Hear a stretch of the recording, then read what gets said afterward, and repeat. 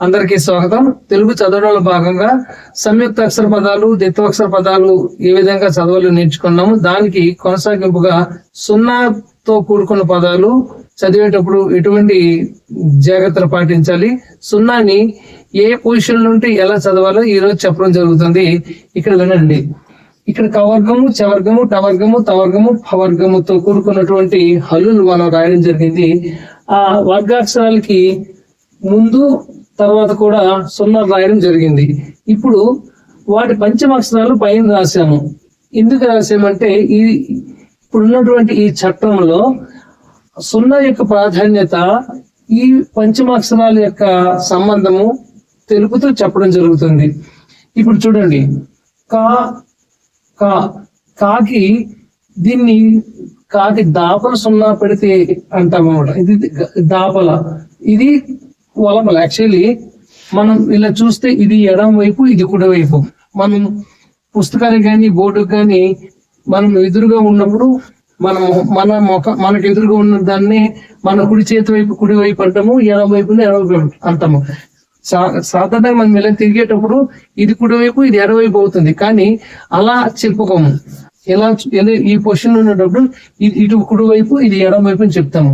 అందుకు ఇటువైపు ఉన్న సున్నాలన్నీ కూడా కాకి దాపల సున్నా, కాకి దాపల సున్నా, జాకి దాపల సున్నా అంటాము. ఇది దానికి దాపలకి వ్యతిరేకము వలపల అనే పదం ఉంది. కుడికి వలపల అని అంటాము. కానీ ఇక్కడ చాకి వలపల సున్నా పెడితే అన్నాము, కానీ చాకి సున్నా పెడితే అంటాం. యాక్చువల్లీ మనకు ఇది వరకు అక్షర వర్ణమాల నేర్పేటప్పుడు వలపల గిల్లక అనేటువంటిది ఒకటి ఉండేది. అది ఇప్పుడు ఇలా ఉండేది. దీని వలపల్లి గిలక అనేవాళ్ళు. పూర్వకాలపు పుస్తకాలు ఇది ఉంటుంది. దీన్ని రకారపు ఒత్తుగా పలికేవాళ్ళు. అంటే మనం కాకింద రాసి క్ర అంటున్నాం కదా, దాని బదులు ఇలా రాసేవాళ్ళు. అప్పుడు దీన్ని క్రా అని చదివేవాళ్ళు అనమాట. దీని వలపల్లి గిలక అనేవాళ్ళు. అంటే వలపల అంటే కుడివైపు. ఇప్పుడు దాని గురించి మనకు ప్రస్తావన అవసరం లేదు. అంటే వలపల అన్న దానికోసం మనం ఇక్కడ చెప్పడం జరిగింది. కాబట్టి ఈ ఎడం వైపు దాపల, ఇది కుడి వైపుని వలపలు అంటాము. కానీ చాకు వలపల సున్నా పెడితే అనొచ్చు, కానీ అలా అనకుండా పాకు సున్నా పెడితే పం, జాకు సున్నా పెడితే జం, తాకు సున్నా పెడితే డం అని చదువుకుంటాం. అలా అలా ఉంచుదాం.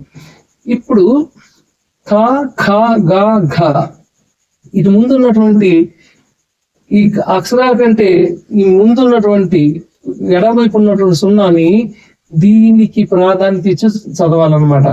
అంటే ఈ కవర్గం యొక్క పంచమ అక్షరమైనటువంటి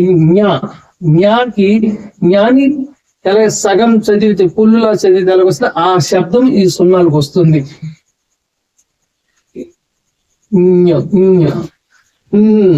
ఇంకా కాకి దాపలు సున్నా పెడితే ఇంకా, ఇంకా, ఇంకా, ఇంకా,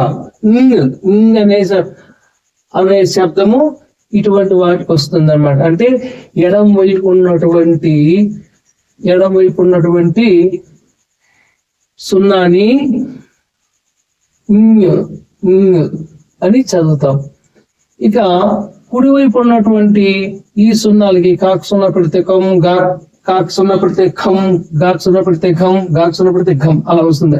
అంటే ఇమ్మని చదువుతాము. ఈ వర్గాన్ని ఇమ్మని చదువుతాము. ఈ వరుసలో ఉన్నదాన్ని ఇంగని చదువుతాం అనమాట. ఇంకా, ఇంకా, ఇంకా, ఇంకా, కం, ఖం, గం, గం అలా. ఇది కూడా అంతే.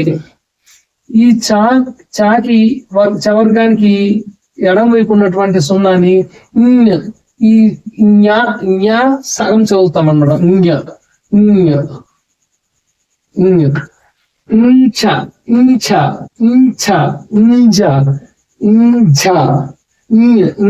అని సగం చదువుతాం.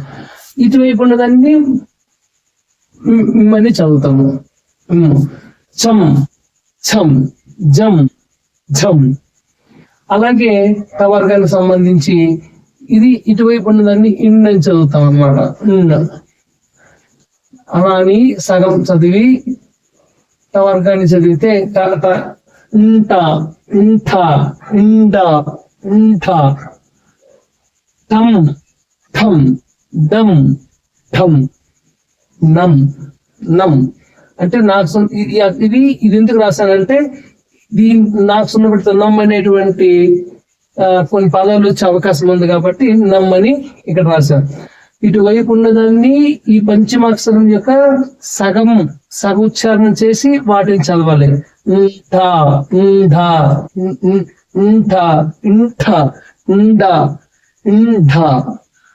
టం ఠం డం ఠం ఇంచ ఇంచ. అలాగే ఛం ఛం ఇంజ జం ఇంజ జం. ఇది సగం చదివి జా వస్తుంది, ఈ తర్వాత చూడండి శబ్దం వస్తుంది. ఇక ఇవి మీకు తెలిసిపోతాయి దీన్ని బట్టి. ఇప్పుడు చెప్పండి, ఇది సగం చదవాలి, ఇది సగం చదివి ఈ తా చదవాలి. ఇది సగం చదవాలంటే ఎలా చదవాలి?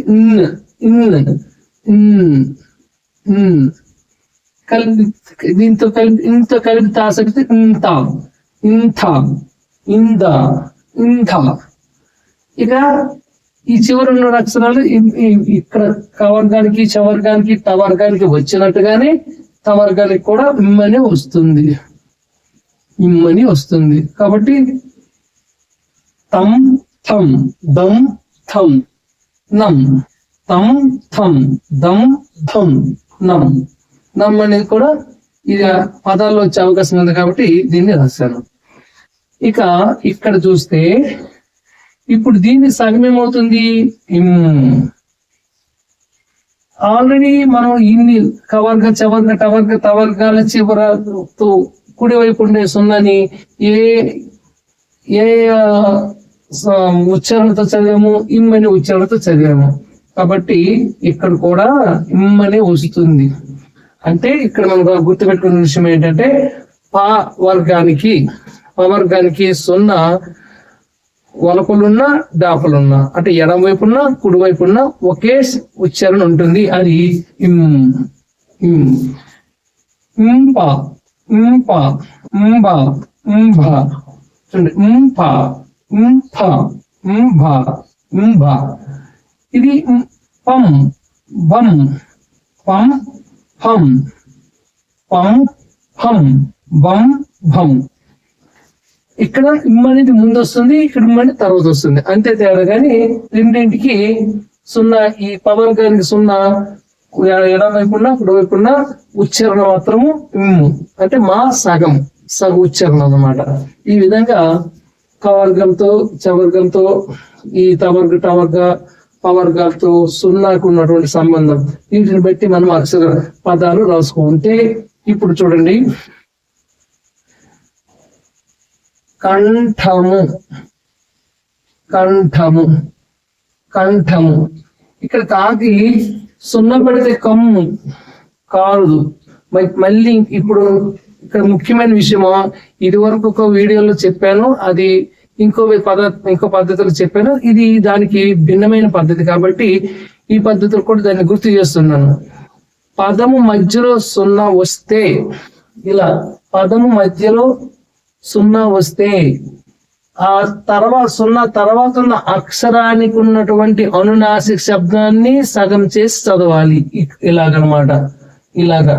మరి కా తర్వాత సున్నా ఉంది కాబట్టి కమ్ అని చదివితే సరిపోతుంటే కాదు. పదం మధ్యలో సున్నా వచ్చినప్పుడు తర్వాత అక్షరానికి ప్రాధాన్యత ఇవ్వాలి. మళ్ళీ చెప్తున్నాను, పదం మధ్యలో సున్నా వచ్చినప్పుడు, పదం మధ్యలో సున్నా వచ్చినప్పుడు సున్నా తర్వాత అక్షరానికి ప్రాధాన్యత ఇస్తూ ఆ అక్షర వర్గం యొక్క చివరి అనునాసికం యొక్క శబ్దాన్ని సగం చదవాలి. అందుకు కంఠము కంఠం కంఠం అని వస్తుంది అన్నమాట. కంఠం. అలా ఇప్పుడు ఇక్కడ చూడండి, వందనం వందనం. దా తర్వాత అయితే సున్న తర్వాత దా ఉంది కాబట్టి దీని యొక్క అనునాసికం ఇక్కడ వస్తుంది తప్ప వాక్ సున్నా పెడితే బొమ్మని కాదు, వాక్ సున్నా పెడితే బొమ్మని మాత్రం కాదు. ఆ విధంగా మనం పదాలని పదం మధ్యలో సున్నా వచ్చినప్పుడు సున్నా తర్వాత ఉన్నటువంటి అక్షరము కవర్గ చవర్గ టవర్గ తవర్గ పవర్గము అయితే, కవర్గము అయితే శబ్దం వస్తుంది. సున్నా తర్వాత చవర్గం ఉంటే అని నా శబ్దము న్యా శబ్దము సగం వస్తుంది. అది తవర్గము సున్నా తర్వాత టవర్గ అక్షరాలు ఉంటే అంటే అణ సగం వస్తుంది. తవర్గము సున్నా తర్వాత తవర్గ అక్షరాలు ఉంటే అంటే నా సగం వస్తుంది. ఇంత ఇంధ ఇంధ ఇంత అలా. అలాగే ఇంచ ఇంఝ ఇంధ ఇంఠ అలా ఉంటాయి అన్నమాట. ఈ విధంగా సున్నాన్ని మనం ఈ వర్గాక్షరాలతో గుర్తుపెట్టుకొని ఎప్పుడైనా ఆ పదం తర్వాత పదం మధ్యలో సున్నా వచ్చినప్పుడు ఆ సున్నా తర్వాత అక్షరాన్ని గుర్తుపెట్టుకొని ఆ పంచమాక్షర శబ్దాన్ని వాడాలి. చివరి వచ్చిన మాత్రం ఇలా చివరి వస్తే నాకు సున్నా పెడతటం అలా చదువుకోవచ్చు. ఈ విధంగా పవర్గమైంది. ఇక యా రా లా వా షే షా సా హా ళ బండిర అక్షరాన్ని సంయుక్త అక్షరం రాదు. ఇప్పుడు ఈ అక్షరాలు సున్నా ముందున్నా తర్వాత ఉన్నా ఎక్కడున్నా అక్షరం ముందున్నా అక్షరం కుడివైపు ఉన్నా ఎడమ వైపు ఉన్నా ఇక్కడ పవర్గానికి సంబంధించి పవర్గములో మనం ఎలాగైతే చదువుకున్నామో ఇమ్మని శబ్దము ఇక్కడ కూడా అలాగే వస్తుంది. అంటే ఇక్కడ కొన్ని ఇప్పుడు యా ముందు సున్నా రావడం చాలా తక్కువ, యా ముందు సున్నా రావడము చాలా తక్కువ. ఒకవేళ వచ్చేటప్పుడు ఇమ్మని చెప్పడం జరుగుతుంది. ఉదాహరణ చూడండి, హంస హంస హంస సా ముందు సాకి ఇప్పుడు ఎడమవైపు సున్నా ఉంది కాబట్టి హంస, అప్పుడు హాకు సున్నా పెడితే హమ్లాగే వస్తుంది అనమాట. ఇక్కడ సింపుల్ ఒక విషయం మనం గుర్తుపెట్టుకుంటే ఈ యా నుండి యా రా లా వా శేష సాహాళ బండిర అనేటువంటి ఈ అక్షరాలు ఎడం వైపు సున్నాలు ఉంటే అప్పుడు ఈ సున్నాకి ముందున్న అక్షరం ఏముంటుందో దానికి సున్నా పెట్టినట్టు అవుతుంది అన్నమాట. ఉదాహరణకి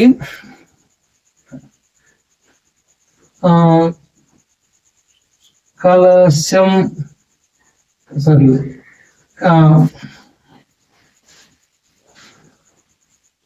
అంశము అంశము అంశము అంటే ఇప్పుడు ఈ సా ఉంది కాబట్టి ఈ సాగు దాపలు సున్నాని రాదు, ఆకు సున్నా పెడతాం అమ్మని ఎలా చదువుతాం అలాగే వస్తుంది. అంశము ఇక్కడ చదివేటప్పుడు ఇన్ని కానీ ఈ శబ్దాలు ఏమీ రావు, ఇమ్మనే వస్తుంది. అంశము అంశము కాళేశము వంశము వంశము ఈ విధంగా వస్తాయి అన్నమాట. కాబట్టి ఇక్కడ మనం గుర్తుపెట్టుకోవాల్సిన విషయాలు ఏంటంటే కవర్గ అక్షరాలకి ఎడమవైపు సున్నా వస్తే ఇన్ అనే శబ్దం వస్తుంది. కవర్గ అక్షరాలకి కుడివైపు అంటే ఇటువైపు సున్నా వస్తే ఇమ్మని చదవాలి. అలాగే చవర్గానికి ఎడమవైపు సున్నా ఉంటే ఇన్ అని చదవాలి, అంటే న్యా సగం చదవాలి. టవర్గానికి ఎడమవైపు సున్నా వస్తే నా సగం చదవాలి. తవర్గానికి ఎడమవైపు సున్నా ఉంటే అని నా సగం చదవాలి. పవర్గానికి ఎడమవైపు సున్నా ఉంటే ఇమ్మని చదవాలి. మా కుడివైపున్న ఇమ్మని శబ్దం వస్తుంది, కానీ చదివేటప్పుడు ఇంప అంటాము, ఇక్కడ ఒమ్మ అంటాము. ఇంప అంటాం, ఇక్కడ ఇంప అంటే ఇప్పుడు గంప రాసాం అనుకోండి, గంప గంప ఇంప. అది చాపం చాపం అంటే బాణం, చాపం పం. ఇక్కడ ఇంప ఇక్కడ పం. అలా ఈ పవర్గంలో అంటే ఈ ఉన్న పరిస్థితి ఉన్నటువంటి స్థితిని బట్టి ఉమ్మని ఇంప అంటాము, పమ్మ అంటాము. కానీ ఇక్కడ వచ్చేటువంటి ఉచ్చారణ మాత్రం ఇమ్మనే ఉంటుంది. అలా ఈ యా నుండి మిగిలినటువంటి బండిరా వరకు ఉన్నటువంటి అక్షరాల ముందున్న వెనుకున్న ఇమ్మనే శబ్దంతో ఈ సున్నాన్ని మనం చదువుతాము. ఈ విధంగా మనం అక్షరాలని పదాల్లో వాటిని ఇప్పుడు చెప్పేటువంటి ఈ క్లాసుని దృష్టిలో పెట్టుకొని పేరాలు చదివేటప్పుడు, వాక్యాలు చదివేటప్పుడు, పదాలు చదివేటప్పుడు ఆ పదము సున్నా తర్వాత ఏ అక్షరం ఉంది ఆ అక్షరాన్ని బట్టి అది వర్గాక్షరాలు అంటే కవర్గ, చెవర్గ, టవర్గ, తవర్గ, పవర్గాలు. ఆ వర్గాక్షరాలు ఉంటే ఆ వర్గాల యొక్క పంచమాక్షర శబ్దాన్ని చదవాలి. లేదు యా నుండి బండిల వరకు ఉన్నటువంటి తర్వాత అంతస్త్యాలు అనేటువంటి అంటారు వీటిని, ఆ అల్లులు ఉంటే అనే చదవాలి. ఈ విధంగా మనం సున్నాని గుర్తుపెట్టుకుంటే మనం తెలుగు చదవడంలో చాలా ఉన్నతమైన స్థితిలో తెలుగుని చదవగలుగుతాము. రాసేటప్పుడు కూడా ఇప్పుడు గంప అని రాసాము. గంప ఎక్కడైనా ఇమ్ అనే శబ్దాలు కానీ వచ్చినప్పుడు అక్కడ సున్నా ఉంటుంది.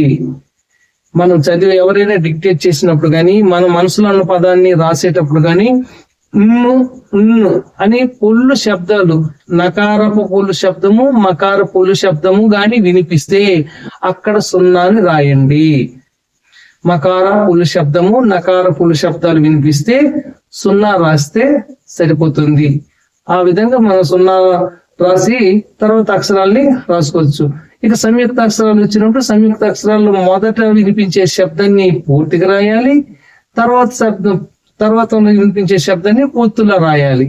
అలా ఇక ఒత్తి బట్టి చెప్పినప్పుడు అక్కడ ద్విత్వాక్షరము రాస్తే డిక్టేట్ చేసేటప్పుడు కానీ మనం ఎగ్జామ్ లో రాసేటప్పుడు కానీ తప్పులు లేకుండా తెలుగుని రాయడం జరుగుతుంది.